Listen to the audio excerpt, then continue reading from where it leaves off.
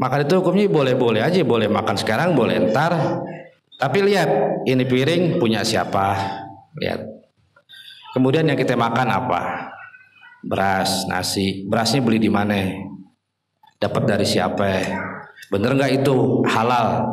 Ente dapat dari mana? Dikasih sama tadi orang. Orang itu dari mana kira-kira?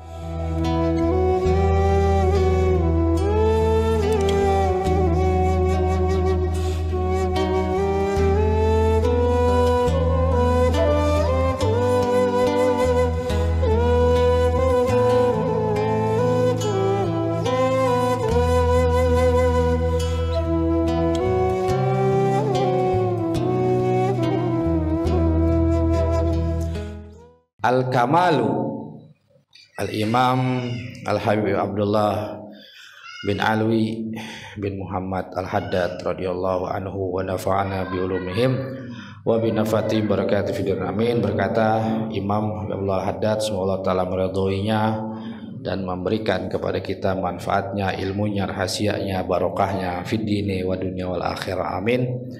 Al-Kamalu arba'atu ajza, sempurna itu ada 4 macam, 4 ajza, bagian. Pertama, orang itu berilmu. Wabihi yu'rafu, dengan ilmu yu'rafu haqqullah ta'ala, dia mengetahui akan hak-haknya Allah yang dia wajib tunaikan. Kalau nggak ada ilmu, dia nggak mengetahui apa haknya Allah. Haknya Allah untuk disembah, ditauhidkan, diesakkan, dan mengerjakan sesuai dengan yang diinginkan Allah, bukan diinginkan kita. Itu namanya haknya Allah. Ibadah sesuai dengan yang diinginkan Allah. Ya, kayak sholat nggak boleh kita zuhur 5, walaupun lebih banyak dari 4. Ente zuhur 4, aneh dong 5. Nggak bisa, karena ibadah itu harus sesuai dengan apa yang Allah inginkan. Itu nggak bisa semaunya. Begitupun dengan cara-caranya ibadah ada hukumnya. Maka harus mengerjakan sesuai syarat-syaratnya, rukunnya, menjauhi yang membatalkannya. Itulah haknya Allah. Maka orang yang mencari ilmu, ngaji, nyari ilmu itu tujuannya agar dia tahu cara mengerjakan, menunaikan haknya Allah. Ente nggak digaji, ngamuk nggak ente sama bos ente? Kenapa Allah? Ente cuman ibadah nyari ilmu lalu mengibadahi dengan yang Allah inginkan, kok nggak mau?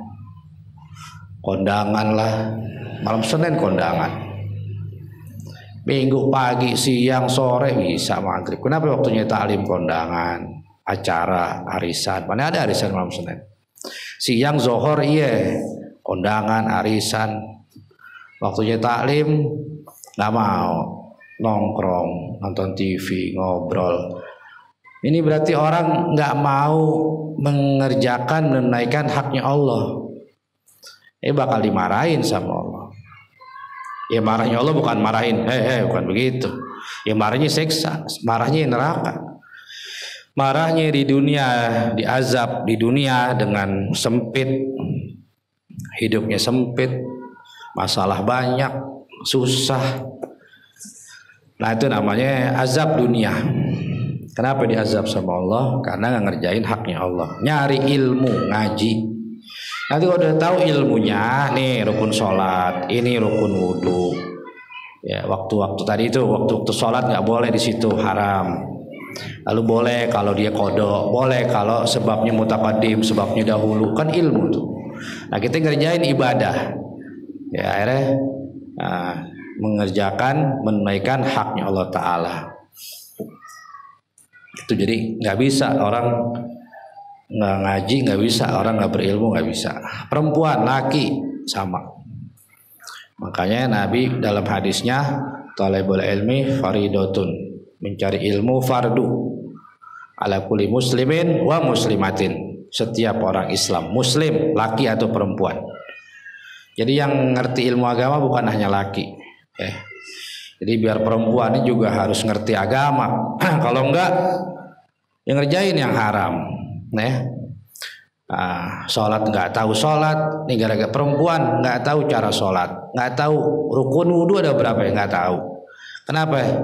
Maka bapaknya berdosa karena membiarkan anak perempuannya nggak ngerti agama, nggak tahu ilmu.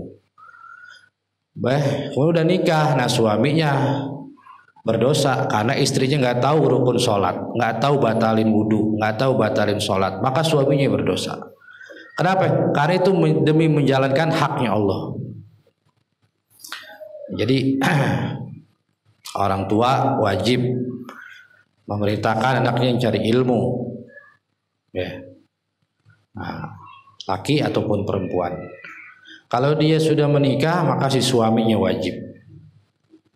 Sampai itu orang tahu ilmu agama. Kalau dia udah ngerti, udah tahu yang wajib dalam agama, wajib dalam menunaikan haknya Allah, nah baru selesai urusannya. Itu ya, udah tahu caranya, ente udah bisa nulis, udah bisa baca, udah selesai. Ibaratnya nih, kalau ente belajar TPA, ente udah bisa baca Iqra, udah kenal huruf, udah bisa nulis Arab, udah selesai tugas guru ngaji. Tugasnya guru TPA selesai.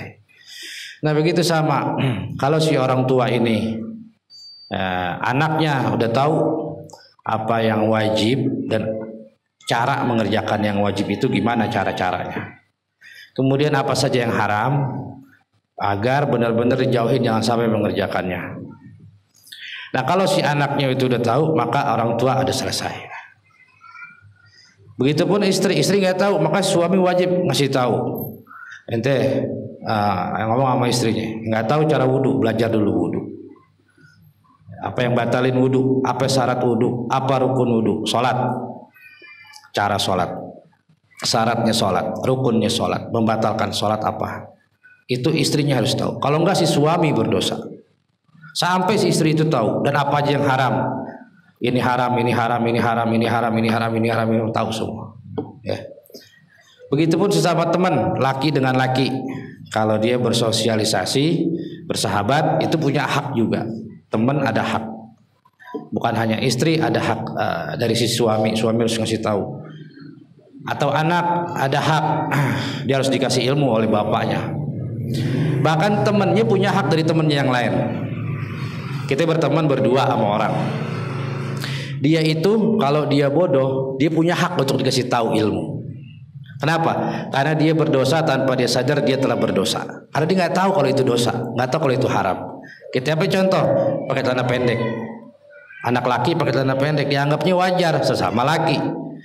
Karena kita berilmu, ente kan teman aneh kasih tahu sama ente, auratnya laki-laki pusar sampai lutut, dan ente paha ente kelihatan.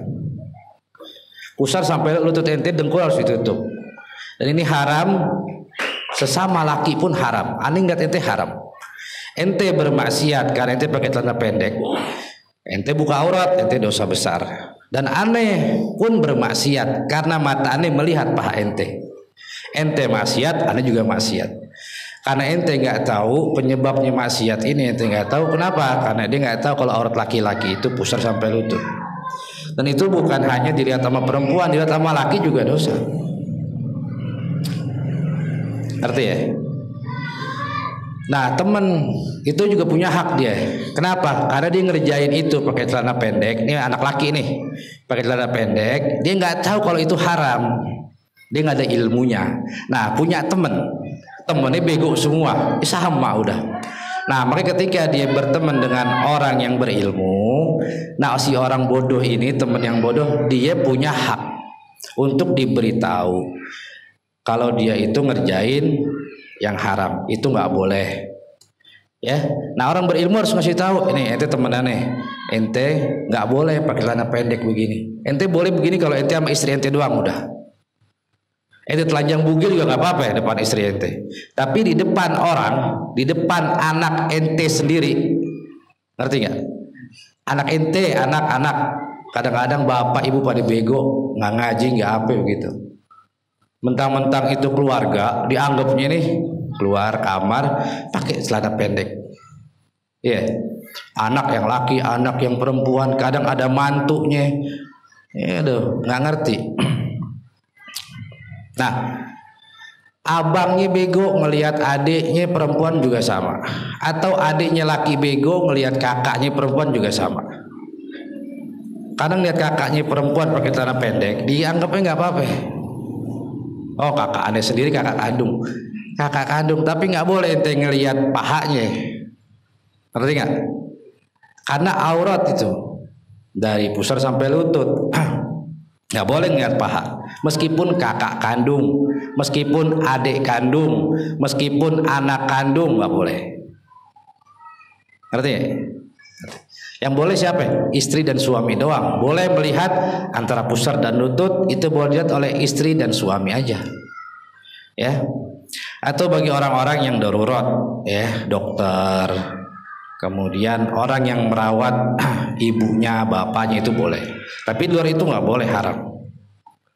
Jadi dalam rumah aja, karena nggak ada ilmu itu dosa itu. Bapaknya lagi maksiat nggak sadar dia maksiat. Kenapa? Ngelihat paha anak perempuannya. Padahal di dalam rumah itu nggak maksiat. Anda nggak lagi maksiat, lagi nonton TV, lagi ngobrol sama anak. Ente lagi maksiat, lagi berbuat dosa sekarang. Kenapa? Ente ngobrol dalam rumah sama anak perempuan ente, anak perempuan ente berkata pendek. Ente ngelihat maksiat, dosa tanpa mereka sadari karena nggak adanya ilmu. Ngerti ya? Gitu ya. Di dalam rumah itu, jadi mereka ngira di dalam rumah itu nggak buka aurat, karena aurat itu dikiranya itu buka jilbab kalau keluar rumah. Padahal di dalam rumah aja ada batasan-batasan. Ya. Jadi laki dengan laki sama, pusar dan lutut. Kandung pusar dan lutut.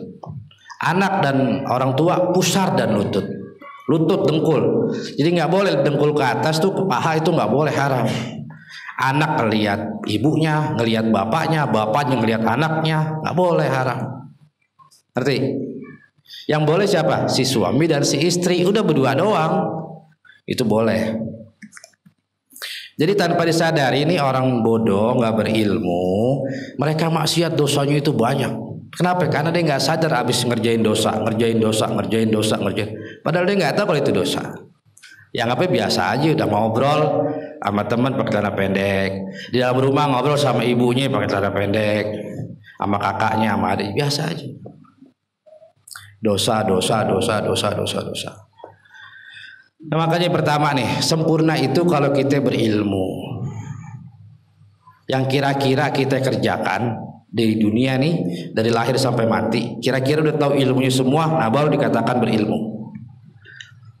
Jadi diam geraknya kita dari dunia nih, yang kita kerjakan di dunia ini, kira-kira apa sih yang kita kerjain di dunia sampai kita meninggal dunia? Nah itu gerak dan diamnya itu harus tahu ilmunya.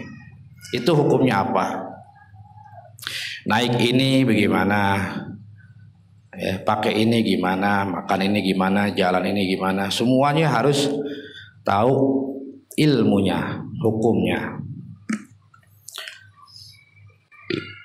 Jadi kenapa ilmu? Karena lawan kata ilmu mengetahui ya bodoh, nggak tahu. Lawan katanya tahu ya nggak tahu. Kenapa dia berdosa? Karena nggak tahu. Maka dia wajib nyari ilmu sampai dia tahu. Kalau dia sudah tahu maka gugurlah kewajiban orang tua. Kalau dia sudah tahu maka gugurlah si suami.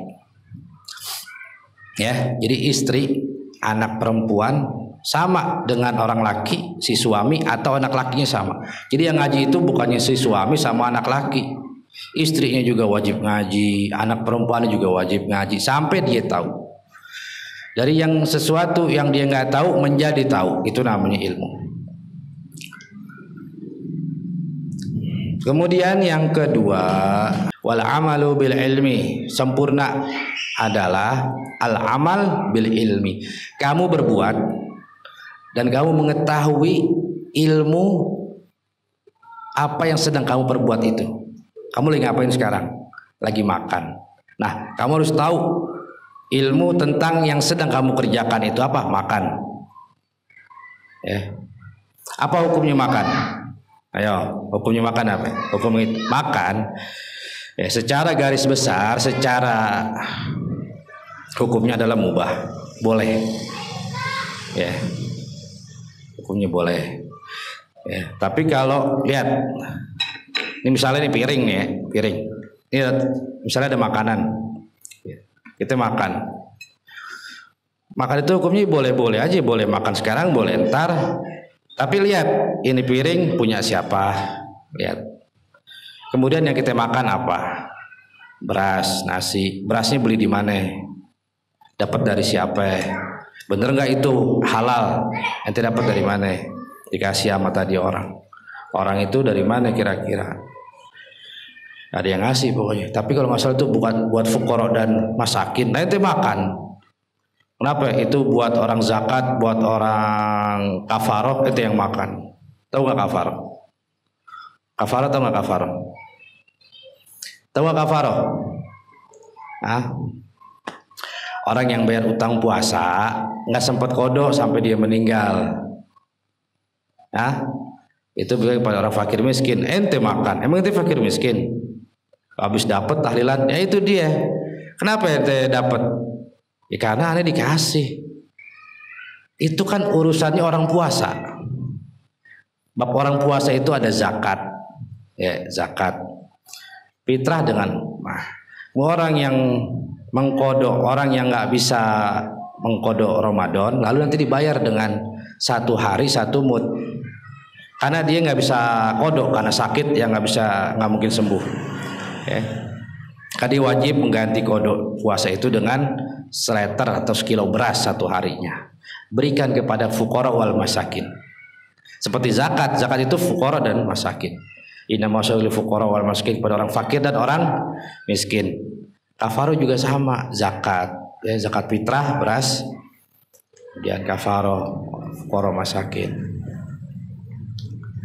Makan kita dari mana nih? Habis tahlilan pulang dapat beras. Kalau tidak dapat beras tahlilan, ini kafaroh. Kafaroh itu orang miskin itu fakir. Habis dikasih. Nah ini dia nggak ada ilmunya. Main kasih aja. Yang nerima main terima aja. Ngerti nggak? Yang meninggal kesian. Ente yang makan juga dosa. Habis tahlilan tuh biasanya. Ya, ingat tuh. Yang ente makan beras dari orang tahlilan, dapat beras ente makan, hukumnya apa? Ya, ente makannya berdosa dan dia dibayar juga kafarohnya nggak sah. Dah, ya makan. Ya jadi ilmu itu apa sih? Al amalu bil amal. Kita naik motor aja kalau nggak tahu ilmunya kan nggak bisa. Kalau kita mau berbuat apa? Pergi naik motor. Berarti kan kita harus bisa pakai motor dulu, tahu ilmu tentang motor. Nah begitupun perbuatan apapun kita harus tahu dulu, bisa dulu baru kita kerjain. Jangan mau bawa mobil, nggak bisa bawa mobil udah mau bawa mobil. Tahu dulu ilmunya, udah ngerti, udah apa, baru kerjain. Wal amal bil ilmi. Nah nih, sempurnanya orang yang kedua adalah dia ngerjain sesuatu itu udah ngerti, udah ahlinya. Ngerti ya? Di rumah ente ada kipas angin, mati. Ngerti kagak? Toto main bongkar aja. TV mati, ente main bongkar aja.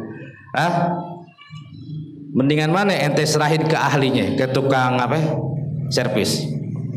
Mendingan kasih tukang servis. Ya, kenapa? Dia tahu ilmunya. Ngerti apa yang dia sadar, dia lagi bongkar kipas angin, dia tahu tuh dalamnya itu mesinnya, alatnya ini. Nah kita nggak tahu apa-apa, main bongkar kipas, main bongkar TV, nggak tahu ilmunya. Ya kita ngerjain sesuatu yang kita nggak ada ilmunya, hancur nggak? Hancur. Wahwal qiyamu bi amrillah. Nah inilah yang dinamakan menjalankan perintahnya Allah. Inilah yang dinamakan al-qiyam, menegakkan, menjalankan, mendirikan bi amrillah, perintahnya Allah. Apa perintahnya Allah? Itu kamu mengerjakan sesuatu perbuatan didasari ilmu yang kamu paham, kamu mengerti apa yang sedang kamu perbuat. Nah, ya. Wal ikhlas yang ketiga, ikhlas fil ilmi wal amal. Kemudian yang ketiga baru ikhlas. Ikhlas itu belakangan. Ikhlas. Yang wajibnya dulu dah cari ilmu. Kita, istri kita, anak kita itu wajib. Dari nggak tahu sampai tahu.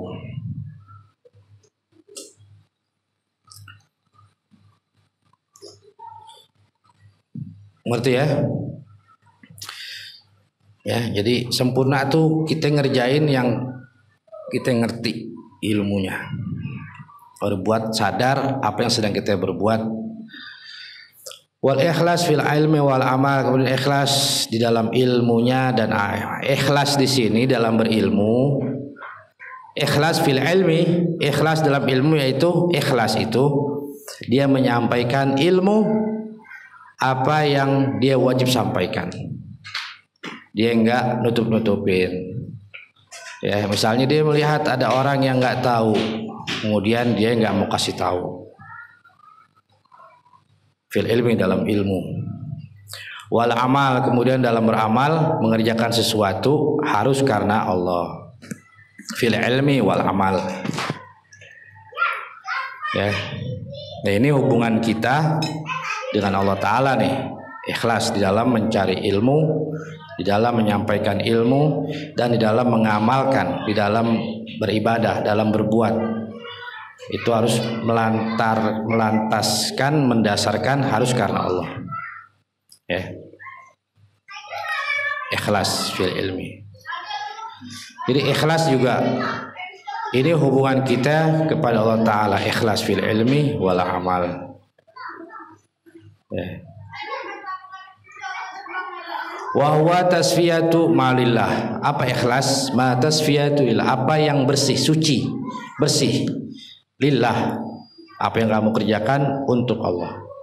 Jadi kalau kita nyari ilmu karena untuk Allah, ya, ibadah atau apapun, perbuatan apapun, ilmu dan perbuatan yang kita kerjakan yang didasari ilmu itu mengerjakannya lantaran landasannya karena dan untuk Allah.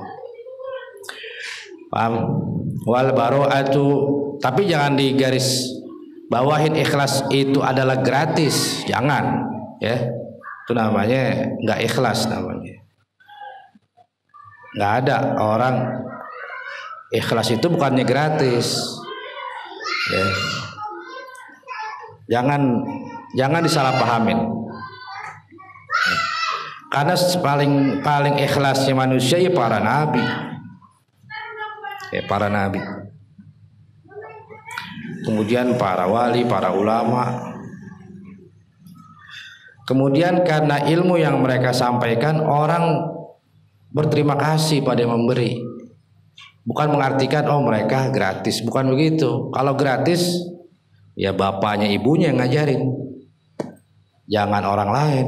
Ente sekolah, bapak ente nggak mau bayar sekolahan, bapak ente yang ngajar, ibu ente yang ngajar, udah gratis sekolah, nggak usah bayar. Itu ya. Kenapa guru-guru sekolah bayar? Berarti mereka nggak ikhlas nih menyampaikan ilmunya. Nah mereka ke warung itu nggak bisa gratis. Pak, saya ini guru sekolah yang ikhlas. Saya sekarang mau beras, saya mau beli telur, ya. Sini tolong kasih ke saya. Mana duitnya? Lah kan saya gratis, kan saya ikhlas Pak. Nggak bisa. Makanya orang nggak bisa memenuhi kebutuhannya dengan ikhlas. Maka jangan mengira orang menyampaikan ilmu itu artinya gratis, bukan. Paham ya? Ente butuh beras, sama guru ngaji juga butuh beras, guru sekolah juga butuh beras. Kalau ente mau dapat ilmu gratis, bapak ente, ibu ente yang ngajar, gitu. Walaupun dikatakan oh ini pondok pesantren gratis, betul, tanpa dipungut biaya. Artinya nggak ada formulir pendaftaran kalau anak baru namanya uang gedung sekian, uang pangkal, kemudian syahriahnya bulanan, nggak ada gitu-gituan. Ini ikhlas itu nggak ada mewajibkan kepada santri untuk membayar, nggak ada. Tapi bukannya berarti nggak sama sekali, ya. Oh, karena gurunya ikhlas. Gurunya ikhlas. Memang gurunya beli ke warung emangnya gratis karena ikhlas kan enggak. Ngerti ya? Atau ente kerja nggak dibayar. Kenapa? Ente jadi karun harus karun ikhlas dong. Nggak mau. Nggak bisa, harus dibayar. Artinya ikhlas kalau kita ibadah, kalau kita ngaji, kita menyampaikan, kita berbuat, nah kita harus mengerjakannya dengan ikhlas.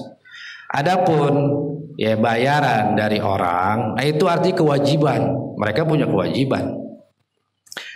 Ya, orang punya kewajiban, walaupun ini pesantren ikhlas, gratis, tetap aja santri itu harus memberi sesuatu. Ya. Karena pesantren udah mengerjakan haknya si anak yang nggak tahu ilmu sampai dia tahu ilmu. Anak manusia ini punya hak untuk dapat ilmu. Maka pesantren menjalankan kewajibannya untuk menunaikan haknya si anak.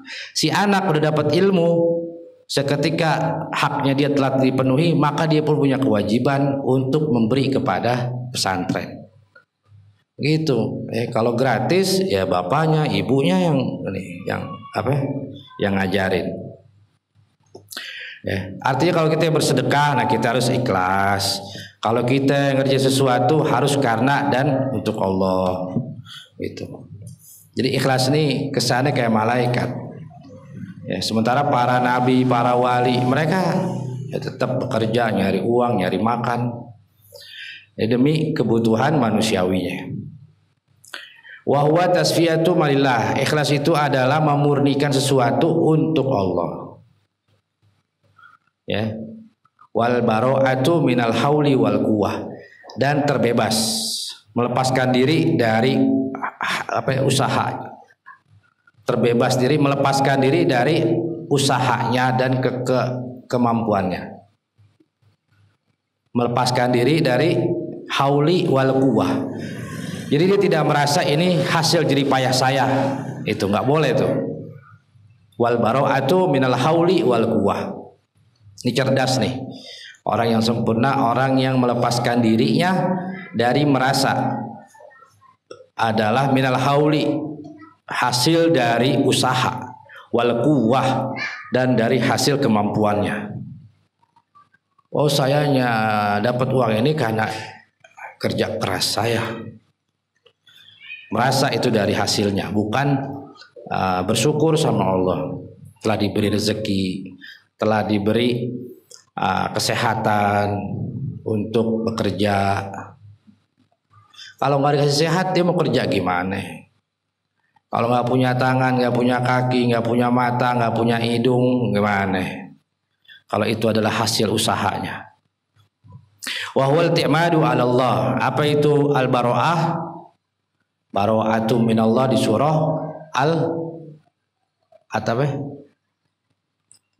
Bara'atu minallah, surah Bara'ah,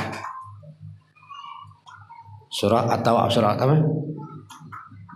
Wal i'timadu 'ala Allah, yaitu i'timad itu bersandar kepada Allah.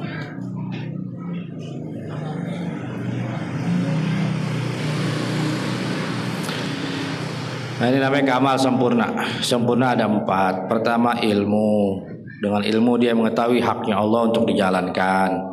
Kemudian wal amalu bil ilm, mengerjakan sesuatu yang dia dasari dengan ilmu. Kerjain, dia udah tahu ilmunya. Itu mengerjakan perintah Allah. Ikhlas di dalam nyari ilmu, dalam berilmu dan mengamalkan ilmunya, yaitu mensucikan, membersihkan apa yang dikerjakan itu karena dan untuk Allah. Kemudian melepaskan diri dari merasa hasil usaha dan jerih payahnya, yaitu dia bersandar kepada Allah Ta'ala. Aman arafa haqqallah wa agama bi amrillah wa safa malillah wa tama 'ala Allah fa huwa insanul murtada al waliyyu lillahil mujtaba. Nah, disinilah faman arafa haqqallah, orang yang mengetahui hak-haknya Allah, wa qama bi amrillah, dan mengerjakan perintah Allah, wa safa malillah, kemudian suci, bersih, ikhlas marilah dikerjakan karena Allah, wa'tamad ala Allah, kemudian bersandar hanya pada Allah, fahuwal insanul murtada, inilah manusia yang diridhoi Allah, al waliyulillah, inilah walinya Allah, al mujtaba, yang terpilih. Wallahu a'lam bishawab.